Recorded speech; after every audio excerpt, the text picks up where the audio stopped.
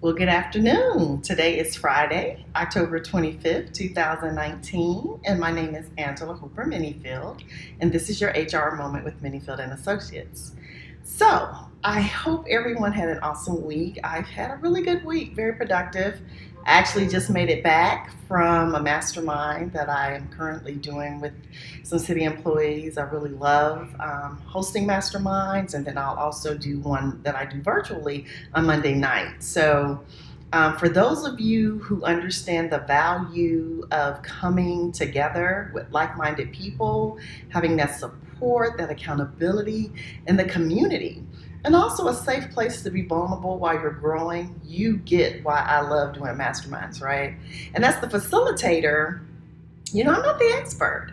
I am on the journey with my clients. And so as they grow, I grow, and we grow together. And I think that's the other part that makes it so significant to the fact that oftentimes, for me anyway, after having been in a mastermind with some people, it often leads to coaching relationships, because once people get to see the value of that, having a thinking partner, having someone who's not in the frame, look at the picture, right? Because that's what we can do as well as coaches and facilitators. It helps them to see how they can achieve the goals that they desire. So as a result of that, my HR moment today is within your organization, with your team. Maybe you have a committee. Again, as you know, I'm president with the BNI group, and I have a leadership team. And again, we're all independent people. We work for other organizations. But how do we have goals? And how do we make SMART goals? Well, for some of you, you saw the word SMART, and you immediately knew where I was going. So SMART definitely can lend itself to being as in smart, intelligent. But SMART is actually an acronym for goal setting. So, SMART, S-M-A-R-T. SMART goals are goals that are specific, measurable, achievable or attainable, realistic, and then have a definite timeline, right? So how do we create goals like that? Well, let's start with the S, specific. What is it we're trying to accomplish? As a coach, and especially when I do business coaching, and again, coaching is coaching in my mind, but there's some people who show up to the table looking to increase their business. It's not uncommon for a client to say to me, well, I want my business to make more money. And then I smile, and then sometimes, I'll say in jest, so if I gave you $1 right now, would you have more money? Well, of course. So is that really your goal? Of course not. That's what we mean when we say have specific goals. What is it exactly you want to accomplish? It's almost like when we tell people, oh, let's go to lunch, or let's get together. When are we getting together? How about let's go to lunch next Tuesday? That's really specific. We can either say yay or nay to it. So goals must be specific. So that's the S in SMART. Next is the M, measurable. One of my favorite questions I love to ask people is, how will we know we successfully accomplished what it is we were trying to do? So in other words, what will we measure? What will be the key indicators? And we can talk about key performance indicators if it's a performance goal. But what are the indicators? How do we know we were successful at this, right? So what is the measurable component? So if I was to talk about a weight loss goal, specific, I could say, I want to lose 20 pounds. That's very specific. Is it measurable? Oh, yeah. The scale tells it all, right?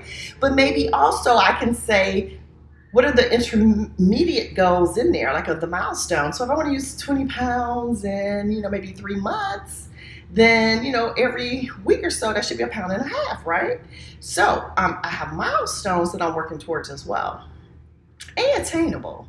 So that's the key phrase, right? Because sometimes our goals are not attainable. So let's just say I was like, oh, I want to lose 20 pounds by next Friday. Is that really an attainable goal? Of course not. So it's not achievable, it's not attainable. As such, it wouldn't qualify as a SMART goal. Then realistic. Is it realistic to say I want to weigh 80 pounds? Well, I'm 5'7", I'm 52 years old. I think people would think I was on my deathbed if that were the goal, right? So it's not even a realistic goal. And then time. What's the time frame? And as I said, in the next 3 months. So when you're setting goals with your team, go through this little exercise. So perhaps your goal is to make more money for your business. How much? We have 2 more months left in this quarter, right? Or this fiscal or calendar year. Maybe our goal is to increase sales 10% in November over October, and then another maybe 2% or 5% in December. And why did I drop that? Well, for some businesses, and it would just really depend what's your industry, maybe December is not a big month because people are taking off, the weather's bad, they're having parties and winter breaks and all that other stuff. So maybe your ability to get that income may be reduced, but it doesn't mean you can't maybe plant seeds for work in January and February, get some deposits and do things like that. So that could be something we could look at. So is it specific, varied? That's what we want to do. How can we measure it? Well, the receipts, the cash register, the new clients, maybe the goal is not the money, but maybe it's the number of clients we serve this month. Is it attainable? I think that it is. And there's a difference between having safe goals and having goals that stretch us a little bit, because maybe I don't like to cold call. And so in order to force me to step out of my comfort zone and do some of the things that I normally wouldn't do, maybe I do make it a little higher than I know that I can do without extra effort. And then is it realistic? I think that, that's a realistic goal. It wouldn't be realistic to say I want to make $1 million next month if I've never made $1 million in a month, right? So is it realistic? And then timetable, again, by the end of the year. So you should practice things like this with your team when you're setting goals, and not just goals for the business, but maybe goals for them. Maybe I have someone on my team that I'm saying, I really need you to learn a program or a system, or take a new role. Well, how can we take that same objective and turn it into a SMART goal, right? Well, it's specific. Is it measurable? Well, what would we measure? Well, we would go to the training. Maybe you take a test. Maybe then you start doing it. So we have milestones along the way. Is it realistic? If they have some experience or desire in this area, I would say so. And then what's the timetable that I need for them to be up to speed? Not giving people clear timetables is probably one of the biggest things HR representatives will tell you can be a hiccup in organizations. So, going back to a video I made probably about a month ago when we talked about, when is this due? And I think I used the next Friday analogy. When is next Friday? Because some people say this Friday or next Friday. But the point would be if I were specific in what I wanted, it would be real clear next Friday is the 1st? Is next Friday the 1st? Oh my gosh. Okay, so anyway, that is the difference there. So, again, today is Friday, October 25th, 2019. I hope you have a great week. I'm actually making the video a little early today because I'm going to support one of my fellow BNI presidents. I'm supporting her business this evening, so I'm going to attend something that she's having, hopefully buy some products. She is Mary Kay.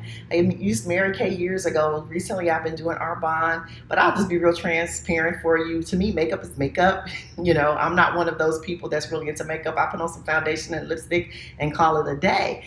So for me, as a person who believes in supporting businesses of people that I have relationships with and I have, in my networking group, I'm going to support her business because she sells makeup. I need makeup, so I buy it. So, look for ways to support people, especially small business owners, because that's how we want to stimulate the economy, but we also, again, support one another. Because at the end of the day, the people at the headquarters office, they don't know me. It's just like cell phones. I switched to Sprint when I lived in Columbia, Missouri, because one of my close friends worked for Sprint, right? Doesn't matter, Sprint, Verizon, T-Mobile, they don't know me from a hole in the wall, but how can I support those who are in my networking community? So as I say that, I appreciate you guys supporting me, those of you who do regularly, but also support your other friends that have businesses if you use a service that they provide. And as business owners, entrepreneurs, like I said, just friends. We're going to use products anyway, so why not support those that could get the most benefit or that we know? And then speaking of support, I'm asking for your support because next Tuesday I will be doing a 30-minute segment on Business Talk Radio. And so I would love for you to listen live. I can post that information on my page.